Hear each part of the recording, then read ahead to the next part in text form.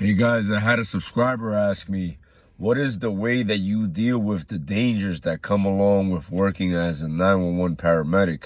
And in this video, I'm going to break that down to you. Check it out.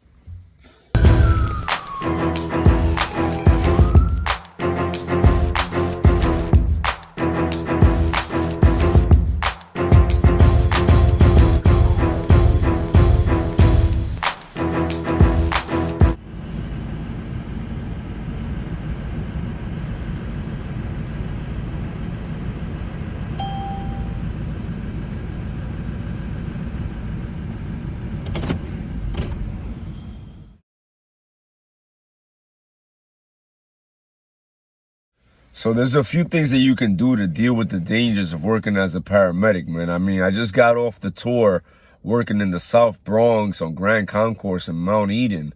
And I gotta tell you, man, these streets, they're like Gotham City. Rikers Island is being closed down or being minimized, and some of the inmates are being let out to the street. And then you have the whole thing with the mask on, where you need to wear a mask to go into certain places. So you have ex-cons and convicts in the street, but you have people that don't even have a criminal record, and they're doing crimes in the street while wearing face masks, all in the Bronx, all in Brooklyn, all throughout the city of New York, all throughout the nation. And one thing I noticed, that there's certain things that you can do to increase your odds of coming back home. Amongst them, you have, but are not limited to, wearing a bulletproof vest.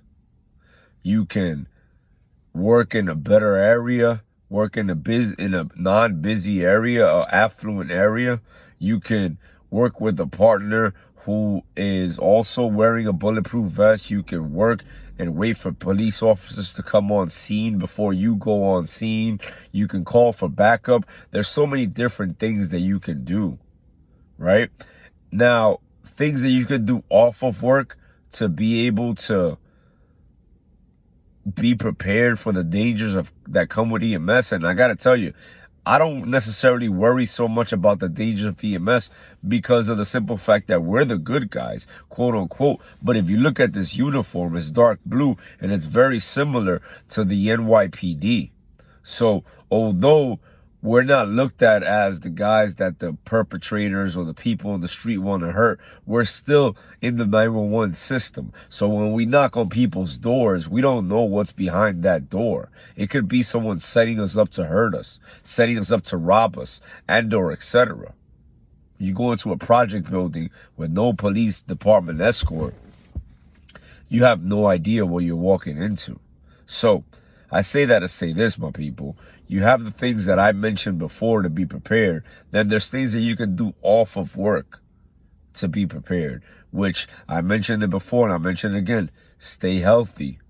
Stay ready so you don't have to get ready. Learn a martial art. These things are not going to make you immune to the dangers. Like even Bruce Lee caught it. Anybody could get it. But if you are able to handle yourself, to carry yourself literally and figuratively, then you have better odds of coming back home. But last but not least, the number one way to make it home safely is to have people skills. I'll say it again. The number one way as an EMT, as a paramedic, to make it back home safely is to practice people skills. There's certain patients that you're able to talk down by communicating with them in a calm demeanor.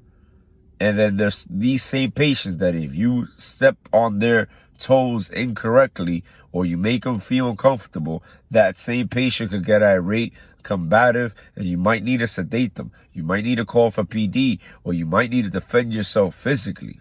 So the best way to deal with the dangers of the job are to be prepared, have people skills, and understand, last but not least, you attract what you think. The more you think about the dangers, the more you attract them. Just flow like water, flow like Bruce Lee. Once again, I walk with God personally. I know God takes care of me. So I kind of feel like I have a force field that's walking around me.